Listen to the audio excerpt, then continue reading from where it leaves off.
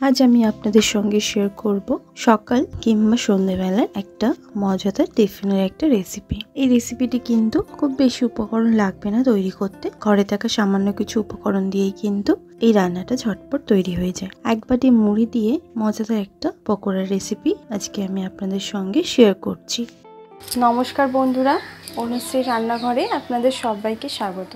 এটি তৈরি করার জন্য আমি এখানে একটা মাঝারি মাপের আলুকে সেদ্ধ করে নিয়ে তারপর গ্রেট করে নিয়েছি। এখানে নিয়েছি এক বাটি মুড়ি, নিয়েছি হাফ কাপ পরিমাণে বেসন। বেসনের মধ্যে আমি দেব একটুখানি হলুদ গুঁড়ো আর সামান্য একটুখানি নুন। তারপর দিয়ে দেবো একটুখানি জল দিয়ে ভালো করে মিশিয়ে নেব। এরকম একটা ব্যাটার আমি বেসনের তৈরি করে নিয়েছি। এরপর সেদ্ধ আলুটার মধ্যে আমি দিয়ে দেবো গরম মশলার গুঁড়ো আর সামান্য একটুখানি নুন। যেহেতু বেসনে নুন দেওয়া আছে তাই নুনটা একটু বুঝেই এখানে ব্যবহার করবেন। দিচ্ছি হাফ চামচ পরিমাণে গোলমরিচের গুঁড়ো।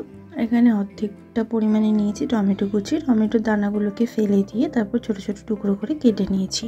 এখানে নিয়েছি ক্যাপসিকাম অর্ধেকটা পরিমাণে ছোট ছোট টুকরো করে কাটা, অর্ধেকটা পেঁয়াজ কুচি, হাফ ইঞ্চি আদা গ্রেট করা আর দুটো কাঁচা লঙ্কা কুচি। সব উপকরণগুলোকে দিয়ে দিলাম। তারপর ধনেপাতা কুচি দিলাম সামান্য একটুখানি।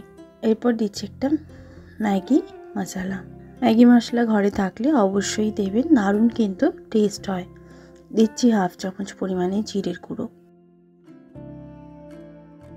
ভালো করে সব উপকরণকে আলুর সঙ্গে মিশিয়ে নিলাম। এরপর দিয়ে দিলাম এক বাটি মুড়ি।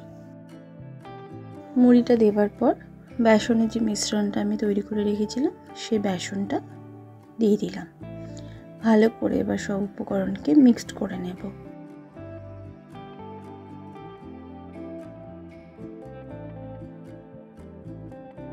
সব উপকরণকে ভালো করে মিক্সড করে নিয়েছি। এরপর হাতের সাহায্যে এরমভাবে আমি গোল করে নিচ্ছি। এরম একটু চ্যাপ্টা চ্যাপ্টা শেপের আমি তৈরি করছি, আপনারা চাইলে যে যেমন শেপে করতে পারেন। এরপর এগুলোকে ভেজে নেব। তার জন্য গ্যাস অন করে কড়া বসিয়ে দিয়ে তার মধ্যে দিয়ে দিয়েছি পরিমাণ মতন সর্ষের তেল। তেলটাকে ভালো করে গরম করে নিয়েছি। এরপর একে একে পকোড়াগুলোকে আমি তেলের মধ্যে দিয়ে দেব। ফ্লেমটা কিন্তু লোতে রেখে এখানে পকোড়াগুলোকে আমি দিচ্ছি। লো টু মিডিয়াম ফ্লেমে এবার পকোড়াগুলোকে আমি ভেজে নেব। হাই ফ্লেমে একদমই ভাজবেন না, তাহলে ওপরটা লাল হয়ে যাবে, ভেতরটা কিন্তু কাঁচা থেকে যাবে। একটা পিঠ হয়ে গেছে, এবার উল্টে দিচ্ছি অন্য পিঠটাও যাতে ভালোভাবে ভাজা হয়। ফ্লেমটা কিন্তু লো টু মিডিয়াম ফ্লেমেই আছে। এরমভাবে দুটো পিঠই ভেজে নিয়েছি। দুটো পিঠই কিন্তু বেশ সুন্দর গোল্ডেন ব্রাউন করে ভাজা হয়ে গেছে। এরপর একে একে সব পকোড়াগুলোকে তুলে নেব।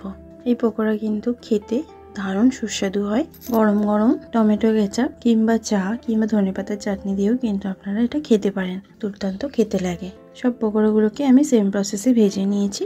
পকোড়াগুলো আমার সম্পূর্ণভাবে ভাজা হয়ে গেছে। একবার এরমভাবে মুড়ি দিয়ে এই রেসিপিটি তৈরি করে খেয়ে দেখবেন, আশা করছি আপনাদেরও ভালো লাগবে। ভালো লাগলে লাইক শেয়ার করতে ভুলবেন না, কমেন্ট বক্সে কমেন্ট করে জানাতে ভুলবেন না রেসিপিটি কেমন লাগলো। ভালো থাকবেন, সুস্থ থাকবেন, ধন্যবাদ।